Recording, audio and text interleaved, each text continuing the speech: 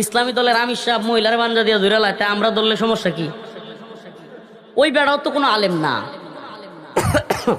উনিও কি না একজন ডাক্তার মানুষ।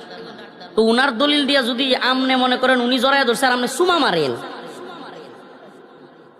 আর কোন যে আমরা তো ইসলামিক দল না, এটা আরেক বাটপারে। তাইলে আপনাকে বলতে হবে যে আমি মুসলমান না। আপনি যদি দাবি করেন যে আমি মুসলমান, তাইলে আমনেরও এই বেপরদার কাজগুলো বাদ দিতে হবে। আর না পারলে হুদায় একজন আর একজনের গুতাগুতি করেন না, রাজনৈতিক গুতাগুতি বাদ দিয়া কোন যে আমরা সব গণতন্ত্র ধর্মের লোক, আমরা গণতন্ত্র ধর্মে ইসলামের বাহিরে সব জায়েজ। আল্লাহ মাফ করো, গায়ে লাগলে কিছু করার নাই, কিন্তু আমাদেরকে বলতে হচ্ছে ভাই। আজকে ইউইউ প্রতিনিধি মানে ইউরোপীয় ইউনিয়নের প্রতিনিধি, এরা জামাত ইসলামের সাথে একটা বৈঠক হয়েছে।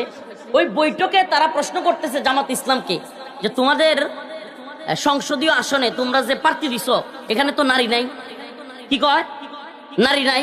এখন জামাত তো খুব ভরকে গেছে যে ঠিক আছে আমরা চেষ্টা করতেছি আগামী সিজনে নির্বাচন করলে অবশ্যই নারীকে রাখবো।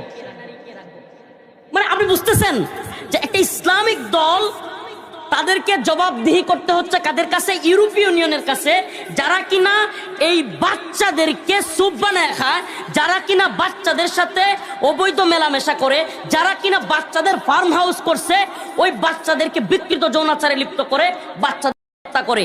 ভিডিও আছে, ফুটেজ আছে, এখন ওয়ার্ল্ডে আপনারা চাইলে দেখে নেবেন। এখন বাচ্চাদের হোটেলের মধ্যে এই পা পাওয়া গেছে, বাচ্চাদের পা, এটা পর্যন্ত দেখা যাচ্ছে। এদের কাছে আমাদের জবাব দিতে হচ্ছে যে আমরা আগামী সিজনে আসলে।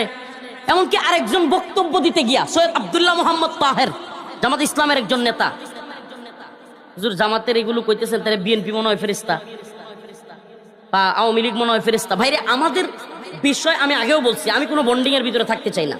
কোন ঘোড়ার ডিমের ক্ষমতা আইলে গেল এগুলোর পরোয়া করি না, আল্লাহর জমিনে বাস করি। একটা কথা আমাকে আল্লাহ মাফ করুক, আস্তাগফিরুল্লাহ ওয়া আতুবু ইলাইহি, এটা অহংকার নয়।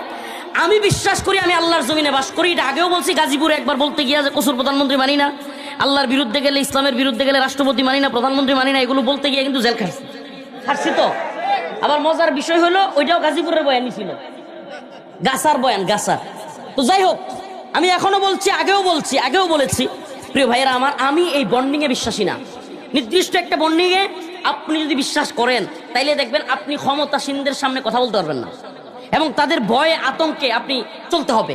আপনার সব কিছু মাইপা জুইপা এদিক সেদিক, আরে আমি সরকারের চাকরি করি না, সরকারের খাই না, আমার আবার মাপজুব আছে নাকি? আমি তো কোরআনের মাপজুব দিয়ে চলি। কিসের মাপজুব? আমার